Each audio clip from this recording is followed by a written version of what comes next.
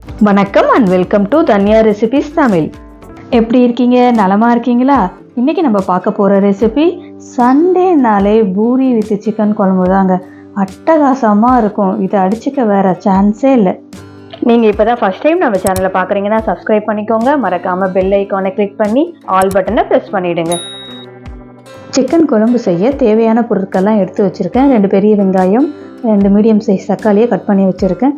நல்லா சிக்கனை நல்லா மஞ்சத்தூள் போட்டு வாஷ் பண்ணி எடுத்து வச்சுருக்கேன். இப்போ ஒரு மண் சட்டியில் ஒரு 4 ஸ்பூன் எண்ணெய் ஊற்றிக்கலாம். எண்ணெய் நல்லா சூடானதும் தாளிக்கிறதுக்கு ஒரு 3 துண்டு பட்டை எடுத்திருக்கேன். பட்டை போட்டு பிரிஞ்சி இலை சேர்த்துட்டு 2 ஏலக்காய், கிராம்பு, 1 ஸ்பூனு சோம்பு சேர்த்துக்கலாம். சோம்பு சேர்த்து இதெல்லாம் லைட்டாக பொரியட்டோன்னு கருவேப்பிலை சேர்த்துக்கலாம். கருவேப்பிலை சேர்த்து கருவேப்பிலை நல்லா பொரிஞ்சதும் இப்போது கட் பண்ணி வச்சுருக்க வெங்காயம் சேர்த்துக்கலாம். வெங்காயம் சேர்த்துட்டு வெங்காயம் நல்லா ஒரு 70 to 80% வதக்கிக்கலாம். இதே மாதிரி இதே ஸ்டைலில் சிக்கன் குழம்பு செய்து பாருங்கள். பூரியோட அட்டகாசமாக இருக்கும். இஞ்சி பூண்டு விழுது 2 ஸ்பூன் இஞ்சி பூண்டு விழுது சேர்த்து பச்சை வாடை போகட்டும்னு நல்லா வதக்கிக்கிறேன்.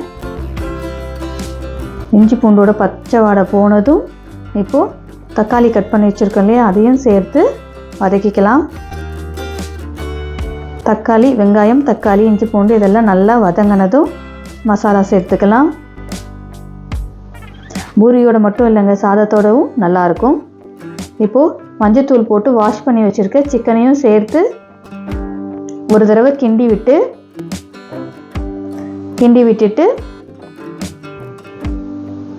இப்போது மசாலா சேர்த்துக்கலாம். 1/2 ஸ்பூன் மஞ்சத்தூள், 2 ஸ்பூன் குழம்பு மிளகாய் தூள் சேர்த்துக்கிறேன். நம்ம நார்மலாக குழம்புக்கு யூஸ் பண்ணுற மிளகாய் தூள், 1 ஸ்பூன் காஷ்மீர் சில்லி தூள், இது கலருக்காக 1/2 ஸ்பூன் கரம் மசாலா சேர்த்து தேவையான உப்பு சேர்த்து ஒரு தடவை நல்லா கலந்து விட்டுக்கலாம். சிக்கனில் தண்ணி விடும், அதனால் ஜாஸ்தி தண்ணி சேர்க்க தேவையில்லை. ஓரளவுக்கு தண்ணி தேவையான அளவுக்கு சேர்த்துக்கலாம். குழம்பு கொஞ்சம் தண்ணியாக தான் இருக்க போகுது. ஏன்னா நம்ம தேங்காய்லாம் அரைச்சி ஊற்ற போகிறதுனால கொஞ்சம் தண்ணி சேர்த்து நல்லா கலந்து விட்டு ஒரு மூடி போட்டு நல்லா கொதிக்கட்டும். இப்போ பூரி செய்கிறதுக்கு கோதுமை மாவு 1 கப் எடுத்திருக்கேன். அதில் தேவையான அளவு உப்பு சேர்த்து பூரி மாவை நம்ம கொஞ்சம் கொஞ்சமாக தண்ணி சேர்த்து நல்லா டைட்டாக பிசைஞ்சிக்கலாம். டைட்டாக பிசைஞ்சிக்கிட்டால் எண்ணெய் ஜாஸ்தி பிடிக்காது. நம்ம சப்பாத்திக்கு பிசையும் போது கொஞ்சம் சாஃப்டாக பிசைஞ்சிக்கலாம் மாவை.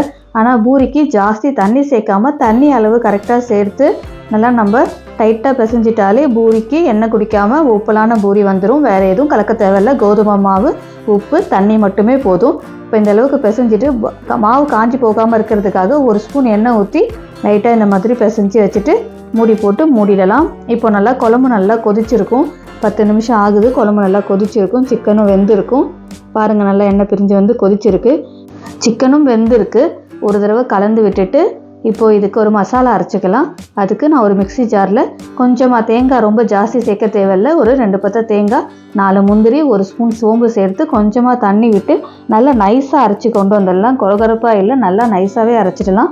நல்லா நைஸாக அரைச்சி கொண்டு வந்துட்டு கொதிக்குது நல்லா குழம்புல. இப்போது தேங்காய் விழுதை சேர்த்து மிக்ஸி ஜாரில் கொஞ்சமாக தண்ணி சேர்த்து அதையும் கலந்து ஊற்றிக்கலாம். ஊற்றிட்டு ஒரு தடவை கலந்து விட்டுட்டு ஒரு 3 to 4 நிமிஷம் கொதிச்சா போதும். தேங்காய் சேர்த்து ரொம்ப நேரம் கொதிக்க தேவையில்லை. குழம்பு 3 to 4 நிமிஷம் கொதித்ததும் கலந்து விட்டு கொத்தமல்லி தழை தூவி ஆஃப் பண்ணிடலாம்.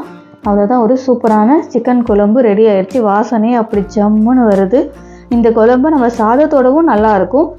பூரியோட அட்டகாசமாக இருக்கும். சப்பாத்தி பூரிக்கு இதை விட வேறு சைட் டிஷ்ஷே இருக்க முடியாதுங்க. இதுக்கு அடுத்து தான் எல்லாமே. நீங்கள் ஒரு தடவை பூரி செய்து சிக்கன் குழம்பு செய்து பாருங்கள். இதே மாதிரி செய்து பாருங்கள், உங்களுக்கு கண்டிப்பாக பிடிக்கும். அவ்வளோ அட்டகாசமாக இருக்கும். சண்டேனாலே பூரி சிக்கன் குழம்பு தான். இப்போ குழம்ப மூடிடலாம். இப்போ பூரி மாவை பிசைஞ்சு வச்சுருக்கோம் இல்லையா, அதை நல்லா உருண்டையாக உருட்டி பூரி உருட்டிக்கலாம். குட்டி குட்டியாக நார்மலாக உருண்டையாக உருட்டிக்கலாம். உருண்டையாக உருட்டிக்கிட்டு பூரிக்கு நம்ம ரொம்ப மெலிசாக மாவு உருட்டக்கூடாது. சப்பாத்திக்கு தான் மெலிசாக உருட்டுக்கலாம். பூரிக்கு ரொம்ப மொத்தமாகவும் இல்லாமல் ரொம்ப மெலிசாகவும் இல்லாமல்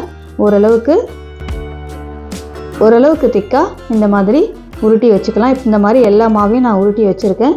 இப்போ வானலில் எண்ணெய் ஊற்றி எண்ணெய் நல்லா சூடானதுக்கப்புறம் ஒரு பூரியாக போட்டு எடுக்கலாம். பாருங்கள், நல்லா பூரி நல்லா உப்பலாக வருது, எண்ணெயும் ஜாஸ்தி இழுக்கலை. இந்த மாதிரி ஒரு பூரியாக போட்டு எடுத்தால் ஒரு சூப்பரான பூரி வித் சிக்கன் குழம்பு ரெடி. நம்ம வீடியோஸ் பிடிச்சா ஒரு லைக் போட்டு சப்ஸ்கிரைப் பண்ணிவிடுங்க. தேங்க்ஸ் ஃபார் வாட்சிங்.